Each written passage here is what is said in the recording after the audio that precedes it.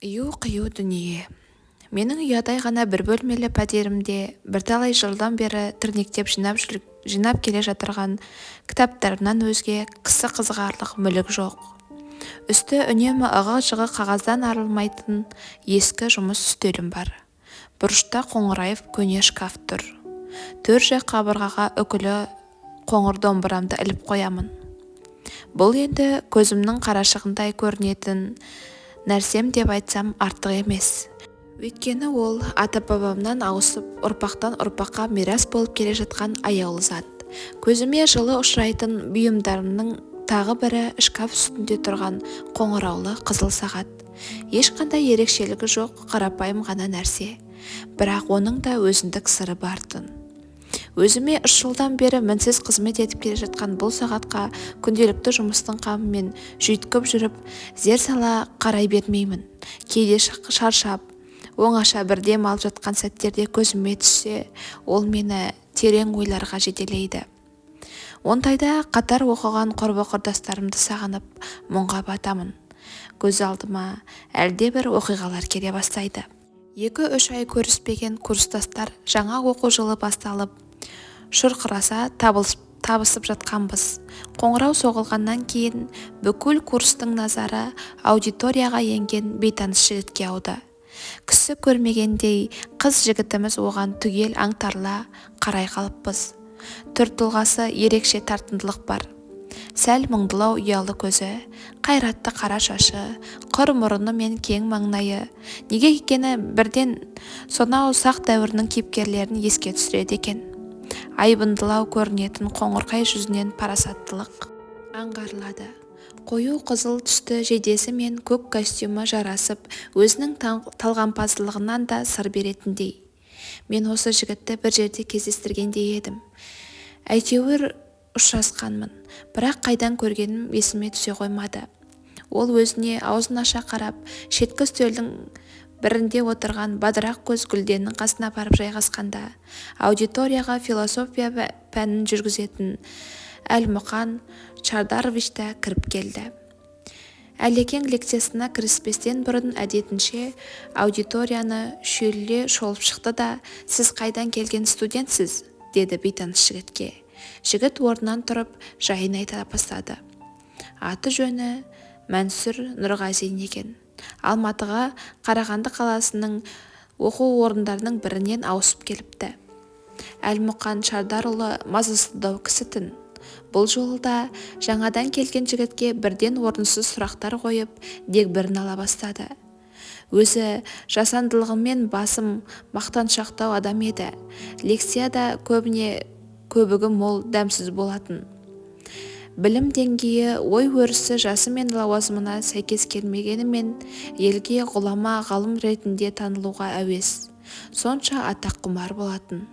Кейде әрбір студентке бір соқтығып, тырнақ астынан кір тауып, ығыр қылатыны бартын. Бұл жолы да жаңадан келген жігіттің әр сөзіне бір шүйлігіп, бір талай тергеді. Ақырында, адам тегінен тегін оқудан оқуға ауса ма? Түбінде бір шикілігіңіз бар-ау, көреміз, отырыңыз деді де лекциясына кірісті. Бұл жігітті қайдан көргенім есіме түсіре алмай отырғанда, соңғы парталардың бірінде отырған Нұрбай менің атыма жазылған бір жапырақ хат келіп түсті. «Еркін, жағдайың қалай? Демалыста біраз қон жинап қайтқан шығарсың. Қармағыңа ештеңе ілікпеді ме? Әлде қыздардан бір жолата күдеріңді үздің бе?» Әлекең ана жігітті әбден тергеді-ау. Шалың әйелі қайтыс болғаннан бері тіпті мазасыз болып алыпты. Баяғы көкте мылжың қайта басталды десейші. 2-ші сабақтан кейін тайсақ қайтеді? Жауап жазып жібер. Айтпақшы, ана жігіт Қарағандыдан екен ғой, саған жерлес емес пе депті. Осыдан соң ғана бұл жігітті қайдан көргенім есіме сап ете түсті. Мен оны алдыңғы жылы қыста аялдамада көрген едім. Сол жылы Алматыда қысы әдеттегіден өте әсем-тін. Жалпы әр құбылыстың өз орны болғаны қандай жақсы. Жаз жазға, қыс қысқа ұқсаса, үлкеніміз де кішіміз де бір-бірімізді қарға аунатып мәз болып қалғанбыз. Әлгі күндерде өзім де ерекше көңілді едім. Сондай әдемі шақтардың бірінде тарих факультетінде оқитын талдырмыш келген әлдебір бұйрабас бойжеткенді бірталай соңынан жүріп тұңғыш рет кездесуге иліктіргенмін. Шынында ол қыздың соңына керемет ұнатқандықтан түскен жоқ едім. Нұрбай қудың түртпектеуімен шатасқаным бар емес пе? Осыны көндіре алмасаң, деді ол бір бидің үстінде. Қалыңдығым осы, танысып қой деп. Ертең алдыма әкелмесем ит болып кетейін дедім мен де ерегесіп. Жеңіске жететініме күмәнім болмады. Намысқойлықтан ба шығар, сол күні ақ білекті сыбанып сүйіспеншілік ісіне кірісіп те кеткенмін. Бірақ бәтшағар ойлағанымдай оңайға түсе қоймады. 2-3 ай бойы маңайына жуытпай әбден дөңкемді құртып барып ыңғай берген. Істің беті бері қараған. Бір күні жігіттер махаббат туралы аңыз деген әйгілі фильм жүріп жатыр деп шулап келді де соған билет алғанмын. Қызбен алғашқы кездесу, әрине жауапты кезең. Жағдайымды Нұрбай қу да, бөлмелестерім де жақсы түсінді. Олар қансонарда бүркітші шығаданға деп қыжырта қылжақтай жүріп үстіме бәр тәуірді кигізді. Ту, өзің келістағы жігіт екенсің. Қалай қор қылып жүргенбіз деп қояды. Джентльмендік атағы шыққан қулары байқа, бірдеңені бүлдіріп алып жүрме деп әртүрлі ақылдарын айтты әйтеуір. Сәт сапар қанжыға қанды болсын деп шығарып салды. Сөйтіп жүргенде қара басып кездесуге келісілген уақыттан 20 минуттай кешігіппін. Жүйткіген машиналардың ара-арасымен зор жүгіріп жүрегімді қолыма ала аялдамаға жетсем, сұлуымның түсі бұзылып кетіпті. Қасындағы құрбысы да маған соншама жақтырмай қарады. Кезекті ЧП деген осы шығар деп ойладым. Алғашқы кездесу осылайша түздеу басталды. Бірақ амал не? Не айтарымды білмей күмілжіп теріс қарай бергенімде аялдама тұсында биік төбеден шана теуіп жүрген бір баланың бағыттан шығып кетіп тас жолға қарай зулап келе жатқанын байқап қалдым. Ағылған машиналардың біріне соғылары сөзсіз еді. Ышқына ұмтыла беріп тайбы жығылдым.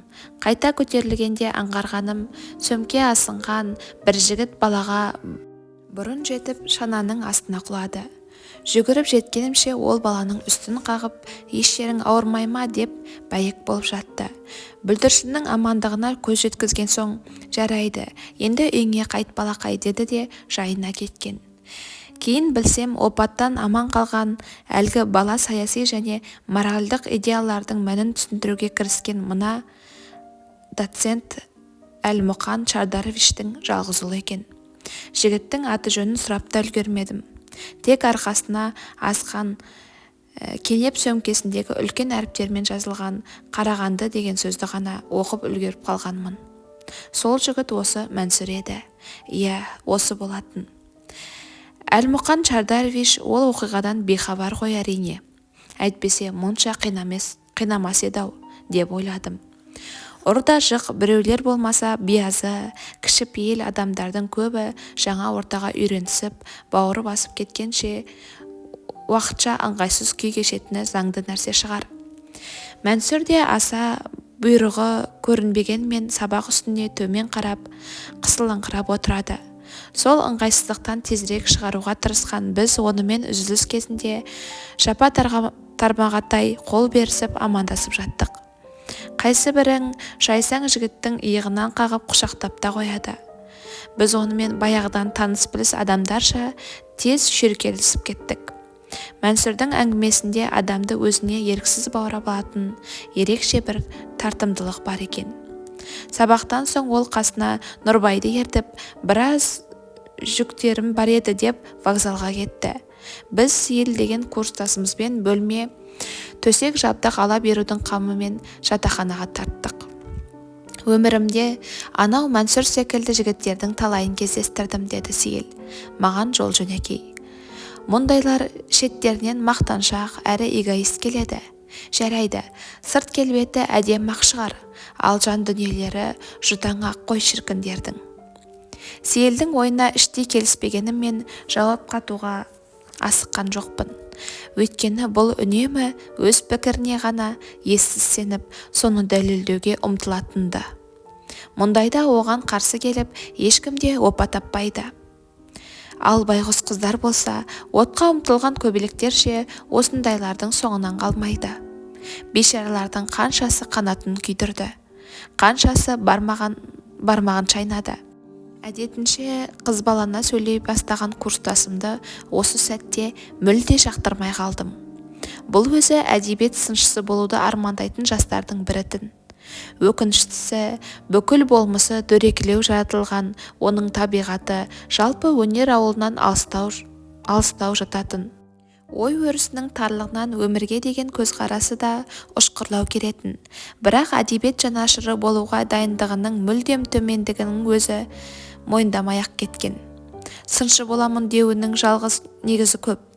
Мақсаттарда жолы болмай, жетім көкіректеу, қиқарлау болып өскен ол әлдекімдерден өш алуға құмартын. Өмірдің күнгейінен гөрі көлеңке жағына үйіртін. Ылғи жоқ жерден ши шығаруға, дау-дамай ұйымдастыруға жақын жүретін. Бастапқыда жолдастарымның көбі жеп көргенімен, өзім осы сейілді әділеттілікті сүйетін адал жігіт деп қабылдаппын. Оның өмір жайлы, жалпы қоғам туралы көзқарасын білдіруге тырысатынын да іштей құптап жүруші едім. Қайшылық болмаған жерде даму жоқ. Сондықтан шақша басын тауға да тасқа да ұрып, қателіктерге ұрына жүре, жақсы азаматтардың біріне айналар деп ойлайтынмын. Кейінірек Сейілдің ар тазалығы, парасаттылық жайлы айтатын әңгімелерінің өрсіздеу келетіні және оның жеке іштарлықтан туындап жатқанын аңғарған соң өзіне көңілім қала бастады. Оны курстас құрбылары да жақтырмайтын. Өмірінде бір қызбен сырласып көрмеген бұл махаббат жөнінде де түрлі теориялық пікірлерін ортаға салуға құмарақ. Сонысы үшін де күлкіге де қалып жүрді. Әрине, құрдастары қатарлы оның да бозбалалық әуестенушілікке, аяулы сүйіспеншілік дәуренін басынан кешіруге әбден қақысы бар ғой. Бірақ махаббатта да жолы болмай-ақ қойған. Бұл жағынан мен оған курстас дос ретінде қолғабыс тигізуге қашанда даяр едім. Өйткені ұнатқан қыздарының көбі өзін күлкіге айналдырып, жан дүниесінің әлем тапырық болып жүрген сәттерінің талай куәсі болдым. Көңіліме аяушылық сезімі ұялайтын, оған жаным аши бастайтынды. Сейілмен бірге қиналатынмын. Бірақ сүйіспеншілік мәселесіне қолмен жасалмайды. Көмек бермек ниетімен қайыр болмайтын. Қыздарға ұнау үшін өзі де көп еңбек етті. Оларға балмұздақ тасыды, театрға билет алды, көңілді әңгімелер айтуға тырысып жүрген. Жайдары болып көрінгісі келіп, жадырап күлген болады. Би үйренуге де талпынды. Амал не, нәтиже шықпай-ақ қойған. Өзге біреулердің жолы болғыш, солар қыздарға қалай ұнайды, осыны түсінбей басы қататын. Ақыры бәрінен қолын бір сілтеп, сұлу қыздар мен жолы болғыш жігіттерді жамандауға кірісетін. Бұл жолы да ескі әдетінше басып келді. Сәке, не десең де, Мансұр жаман жігіт емес дедім мен, жатақханаға кіре бере.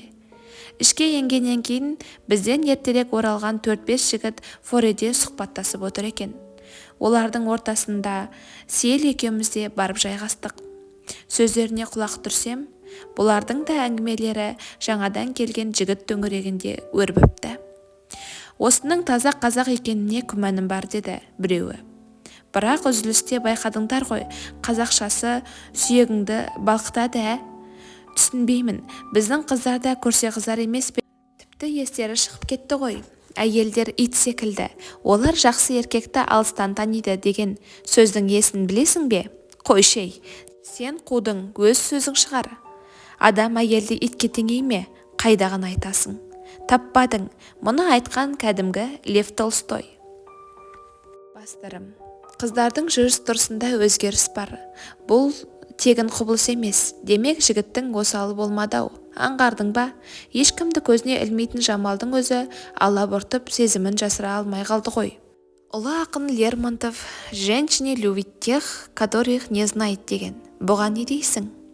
Не десең де Жамалдан айырылдық жігітім. Ха-ха, оқас жоқ. Өмір деген осы. Жамалды айтқанда ақырын күрсініп жіберіппін. Жігіттер ұзақ сөйлеседі. Мен мыналар қалай сілтейді дегендей Сейілге бұрылып едім, ол тұнжырап айдалаға қарап отыр. Онсыз да суық жүзі қап-қара болып түнтігіп кетіпті. Ол да Жамалды жан-тәнімен ұнатушы еді. Ертеңіне Мәнсүр екеуміз 2 кісілік бір бөлмеге орналастық та, ол тұрмысқа қажетті ұсақ-түйек бұйымдарды алуға қалаға шықты. Мен белуардан шешініп тастап, еден жууға кірістім. 3 қыздың арасында жалғыз тұратын ұл болып өскендіктен бе, үй сыпырып, еден тазалауға қырсыз-ақ едім. Көршім тапсырып кеткен соң амал жоқ. Қара терге түсіп, далбасалап жүргенмін. Біреу есік қаққандай болды да, келе бер деп дауыстадым. Бадырақ көз гүлдей екен. Бет-аузын опалап құлпырып алыпты. Көйлегі де күндегіден әдеміленіп кеткендей. Ой, ерке-ай, әбден терлепсің ғой, маған айта салмадың ба жаңа? Деді сыңғырлай күліп. Әкел, аяқтап тастайын. Өзі қол-қолына жұқпайтын пысық екен. Лездің арасында да еденді айнадай қылды. Бүкіл жиһазды да шаңнан арылтып, бөлмені жарқыратып жібергенді. Бұрын Гүлденді жеңілтектігі үшін аса жақтыра қоймайтын едім. Осы жолы кәдімгідей риза болып, айналып кетейін, рахмет дедім. Бетінен де сүйгім келді. Бірақ оны қолайсыздау шығып жүреме деп ұмтыла қоймадым. Бөлмелесің қайда қашып кеткен? Деді айнаға қарап, кекілін сәндеп тұрған құрбым. Еденді соған жуғызбайсың ба? Мәнсүр қалаға шығып кетіп еді. Бірталай кешігетін шығар дедім мен. Гүлден өкініп қалды. Мен сендерді шайға шақыра келсем, ерулік деген болады ғой. Сендер еден жуып жатырсыңдар, ал біз бөлмемізді жумақшымыз. Сөзінің ығатын түсіндім де, біз де сендерді ертең шақырмақшы едік, дей салдым. Келгеніміз кеше ғой. Фотоларың бар ма? Көре тұрайын. Мен оған шкаф ішінде жатқан көршім мен өзімнің альбомдарымды алып бердім де жуынуға кеттім. Қайтып келсем, Гүлден Мәнсүрдің бір суретіне тесіле қарап, терең ойға кетіпті. Ақырын күрсініп те қойды. Қой, еркін, жүр шай ішейік деп орнынан тұрды. Курстас құрбылардың көпшілігі Гүлдендердің бөлмесіне жиналыпты. Жігіттерден ешкім көрінбейді. Шай үстінде әр нәрсені айтып әзілдесіп отырдық. Сәлден кейін бойжеткендердің біреуі: сенің жаңа бөлмелесің кісі күйіктеу емес пе? Ешкіммен араласпайтын секілді, деп сөз бастады да әңгіме тағы да жаңадан қосылған жігіт жайына ауысты. Өзінің кескіні антикалық дәуірдің адамдарына келеді екен. Давидке ұқсай ма, немене? Қойшары, бұл қап-қара ғой, адамға немкетті қарайтын сияқты. Өрге күрек біреу ғой деймін. Дауысы да өңіне сәйкес қоп-қоңыр екен. Алтын тісін байқадыңдар ма? Ғашық боп қалған жоқсың бе, я? Байқа, ондай қулар тұрақсыз келеді.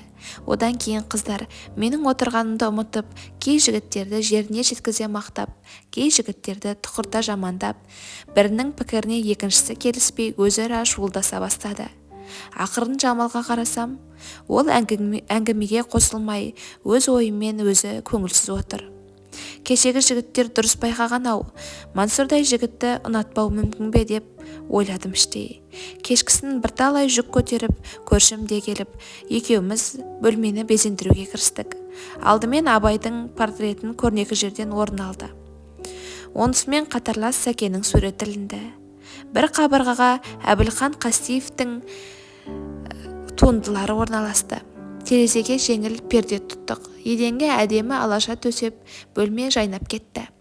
Біразы шкаф үстінде, жартысы үстел тартпасында шашылып жататын менің кітаптарымда тәртіпті бола қалыпты. Рет-ретімен сөреде тұр. Енді ораулы домбырамды қайда шығарып ілерімді білмей тұрғанда бөлмеге Нұрбай кірді. Ой, құжыраларыңды құлпыртып жіберіпсіңдер ғой ей. Маладес деп Мәнсүрдің арқасынан қақты. Өзің комфорта мебеліне жігіт екенсің. Мәке, домбыраны қайта ілсек екен, дедім мен. Домбыраны ма? Тамаша болды ғой. Оны ана екі портреттің ортасына іле қою керек. Кәні әкелші, деді Мәнсүр. Ол домбыраның оралуын жазып, шанағының аямай сипалады да құлақ күйін келтіре бастады. Мынауың ғажап дүние екен, мәди домбыра тартады екен-ау деп ойлағаным болған жоқ. Бөлменің ішін күңгірлеген әсерлі әуен кернеді. Қабағын сәл түйген ол тартымды қоңыр дауыспен ыңылдап, екі жиренді тербеп отыр. Көшкенде жылқайдаймын ахау ала менен, ауылыңа барушем ахау дала менен, түскенде сен есімей беу қарағым, сағынып сарғаямын ахау сана менен. Ән бірде-бірде баурап барады. Көз алдыма айлы түн, салқын тау ішінде, ала саңлағын сипай қамшытып, үйір-үйір жылқыны соңына баяу әндетіп бара жатқан әлде бір сері жігіттің бейнесі келді. Оның сүйгені алыста, сонау белдердің астындаған сайын сахарада қалған. Күзгі жел өтінде жанары мөлдіреп, мұның жолына тағатсыздана қарап жүр. Жүрегі лүпілдеп күтіп жүр. Жігіт кеудесінде де булыққан сағыныш бар. Көзіме жамалдың кескіні елестеді. Кеудеме күрсін тұнды. Бір сәт ай астында әндетіп бара жатқан сонау осы жігіт Мәнсүрге ұқсап кеткендей болған. Өзінің жан әлемі де мөлдіреген сұлу, сыршыл екен-ау, деп ойладым мен. Мұндай адамға қыз тұрмақ, жігітте ғашық болмай ма? Сол сәтте оянған аяулы жамалды мәңгіге қиғандай едім. Мәнсүр аз уақыт ішінде студенттер арасында жан-жақты қабілеттілігі мен үлкен беделге ие болып үлгерді. Оның іскерлігін байқаған қоғамдық ұйымдар түрлі тапсырмалар ұсына бастаған. Алғыр жігітке ұстаздар да іш тартып құрметпен қарайтын. Мұғалімдердің ішінде Мәнсүрді ұнатпайтын жалғыз-ақ адам бар еді. Ол Әлмұқан Шардарұлы болатын. Әлекең неге екені белгісіз оған сонша салқын қарады. Мәдиге лекция сайын бір соқтығып қоймаса көңілі көншімейтін. Сіздің сабақ тыңдауға құлқыңыз жоқ екен білемін. Сүйреп әкелгендей соншама көңілсіз отырсыз ғой дейді. Немесе андағы бұрышқа неге тығылып алғансыз? Аудиторияда орын аз ба дейді. Сіз бүгін үстік алатындай свитер киіп келіпсіз. Тоңғақ болсаңыз терезеге қарай күнгеге шығыңыз дейді. Әйтеуір жоқ жерден сөз шығарып әбден ығыр қылатын. Мәнсүр да еш жақты болған жылқыдай Әлекеңнің лекциясына әзер келіп жүрді. Кейін бұл сабаққа мүлде қатыспауға айналды.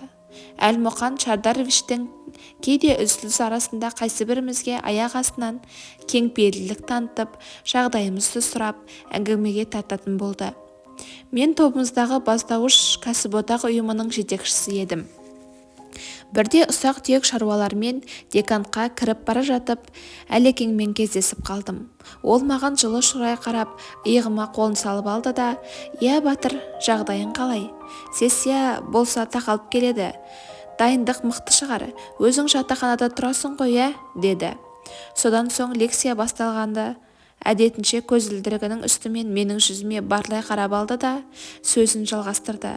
«Осы анау сендердің курсқа келген қудың аты жөні кім еді?» «Мәнсүр Нұрғазин деген жігітті айтасыз ғой?» «Иә, сендерде Сейіл деген бір жақсы бала бар. Өзі сондай адал, бір беткей жігіт.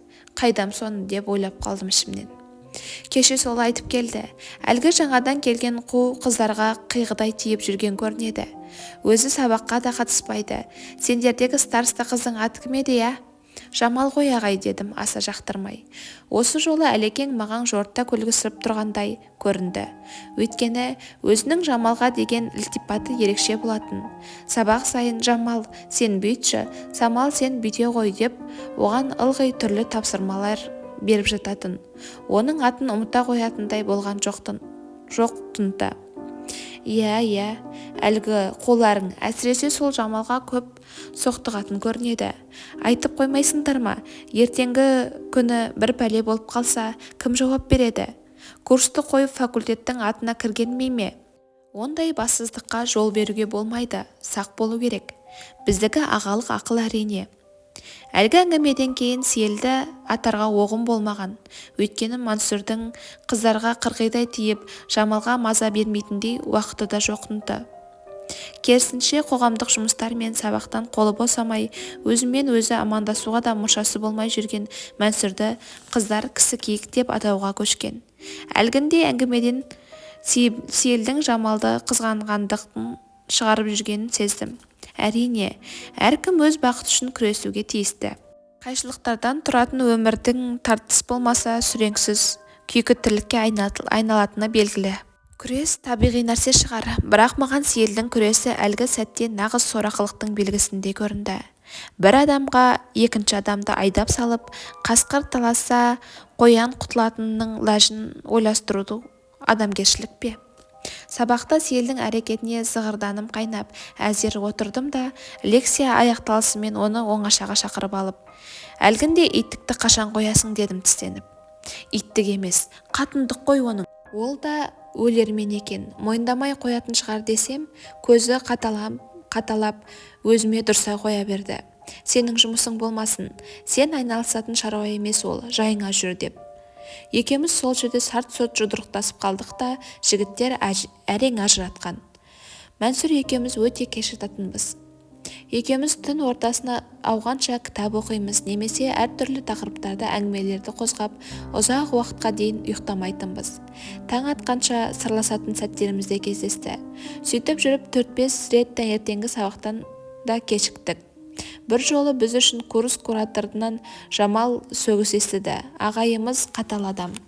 Сөзге түсіндіре алмайтын болсаң, бұлардың әрқайсысының өзің барып жеркелеп оят деп Жамалға қатты ұрсып, старосталық міндетіңді дұрыс атқар, сабақтан ешкім қалмайтын болсын.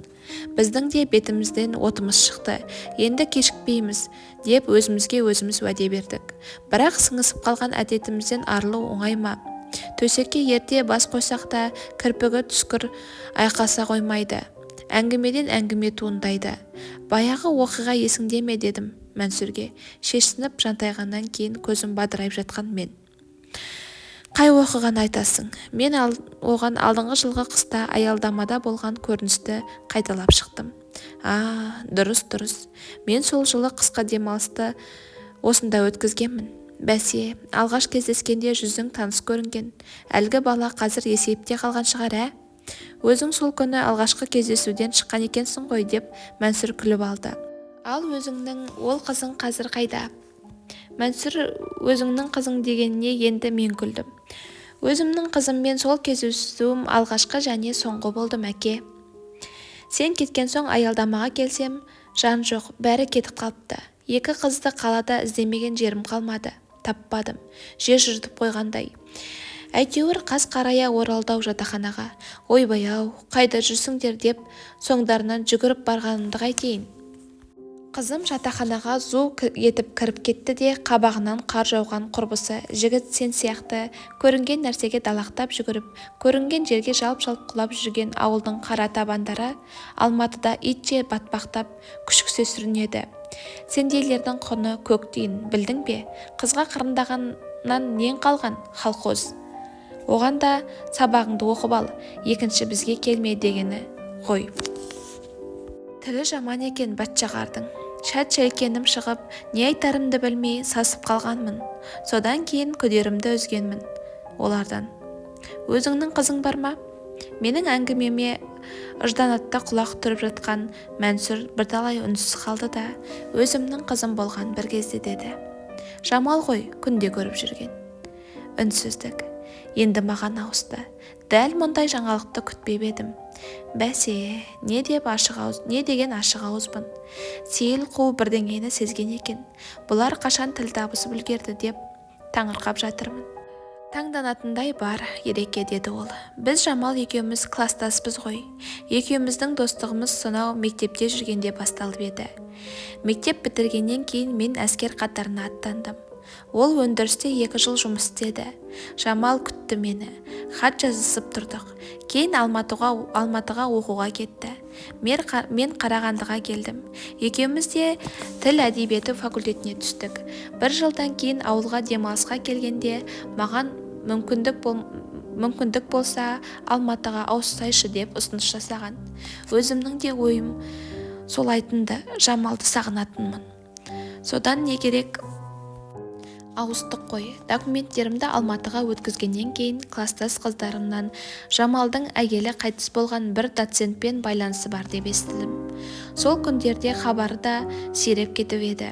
Ыза болдым да хат жазып жібердім. Жүретін доцентіңмен жүре бер. Мені ақымақ қылып хат жазба маған дедім. Алматыға бармай-ақ қояйын деп ойладым. Бірақ құжаттарымды қайтадан ауыстыру қиын ғой. Үлкен ағалардан да ұят болады. Содан кейінгі жағдайымыз осы еркін. Келгелі Жамалға бір ауыз тіл қатқан да жоқпын. Ол әңгіменің анық-қанығына көз жеткіздің бе? Жамалдың өзімен сөйлеспейсің бе?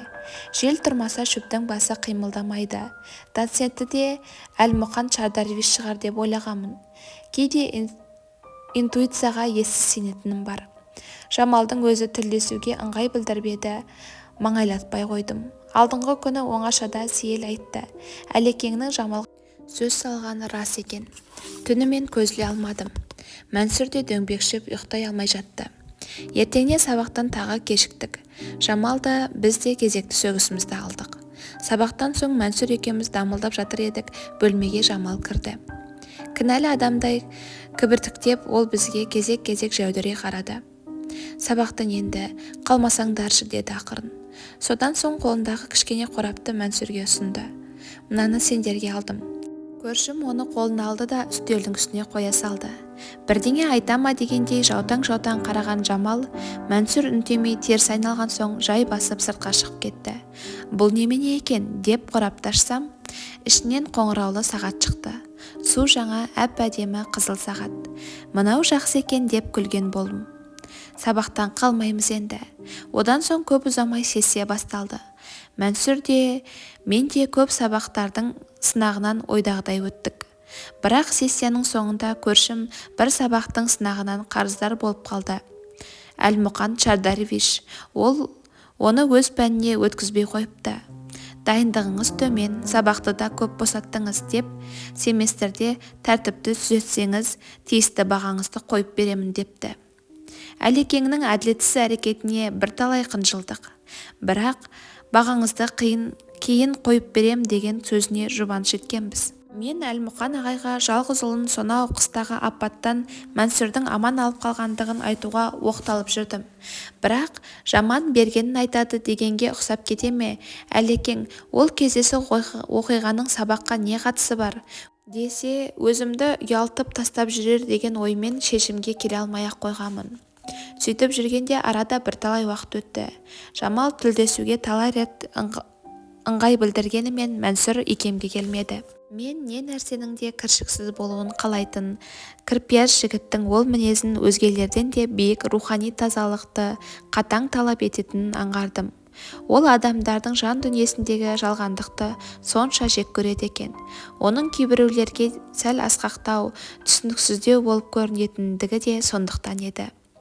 Бір күні ол екеуміз сабақтан шығып келе жатып, Жамалдың Әлмұқан Шардаровичтің москвич мәшинесіне отырып жатқанын байқадық. Сол көрініс маған ерекше әсер етті. Бұрын Жамал Әлмұқан Шардаровичтің байланысы жайлы әңгімелерді күмәндана қабылдайтынбыз. Бұл жолы барлық күдік сейіліп жүре берді. Бәрі рас екен-ау. Расында да қауесет бекер тарай ма, неткен өкінішті деп ойладым. Көзімнің астымен Мәнсүрге қарап едім. Оның жүзінен ештеңе де аңғарылмады. Ештеңені көрмегендей жай барақат келе жатыр. Мықтысың-ау, Мәке, дедім іштей. Содан соң әлдебір шаруалармен қалаға тұратын апайымның үйіне кеттім де Мәнсүр жатақханаға тартты.